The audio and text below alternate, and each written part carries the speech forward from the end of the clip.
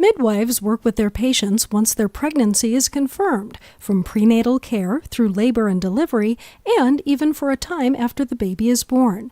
They are particularly skilled at providing comfort, relaxation, and reassurance during labor. Midwives counsel women on nutrition during and after pregnancy, teach patients and family members what to expect both physically and emotionally from pregnancy and birth, and how to care for a newborn.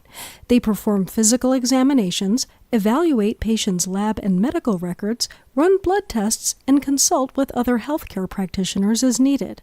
The midwife also cares for the newborn, administering medical care, including emergency care. Midwives provide general gynecological care as well, including exams, disease prevention and treatment, and family planning. Most midwives work in hospitals or clinics and sometimes help women deliver babies at home if a pregnancy is low risk and labor does not present complications. Midwives' education levels vary quite a bit, although many positions require either a related bachelor's degree or graduation from a midwifery program, along with significant related work experience. Many states require licensure.